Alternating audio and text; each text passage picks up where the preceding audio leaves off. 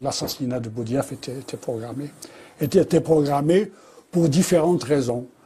Je crois que la première raison, c'est qu'il voulait aller à des élections. Je pense que parallèlement, sans dire qu'il préparait des élections, il a créé un parti.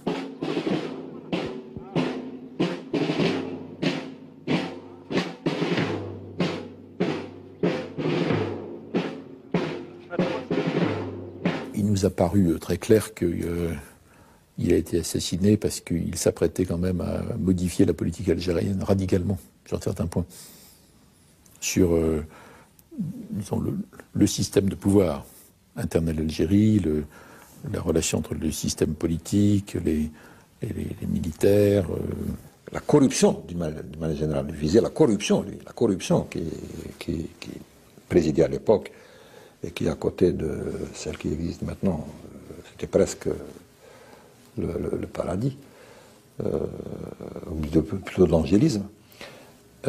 Mais il voulait aborder ce problème, effectivement, mais de manière rationnelle, pas subjective, pas dans le cadre d'un lancement d'affaires, de dossiers, d'épurations. Boudiaf aurait été tué par un officier intégré au dernier moment dans la garde présidentielle. Ce serait l'acte isolé d'un sympathisant islamiste, présenté comme un illuminé. On n'a pas fait l'autopsie de Boudiaf. Pourquoi? Parce que si on avait fait l'autopsie, il y a eu des balles tirées de derrière, mais il y a eu des balles tirées d'en avant et qui s'est logées dans le cœur. Mais la justice n'a jamais pu avoir de la gendarmerie, ce qui est normal pour tout le monde. L'autopsie, vous la faites pour savoir dans quelles conditions il est mort et quelles sont les balles qu'il a tirées. La mort de Boudiaf est suspecte. Ce que je peux dire, moi, et affirmer, c'est qu'il a été liquidé par les décideurs de l'armée. Les cercles du pouvoir, ils peuvent être capables de tout sauf de tuer. Je vous dis ça tout de suite. Il n'y a que le fils qui tue. Il n'y a que le fils qui tue. Mais les cercles du pouvoir, ils peuvent jouer un tour, ils peuvent ceci, ils peuvent manœuvrer, mais ils ne tuent pas.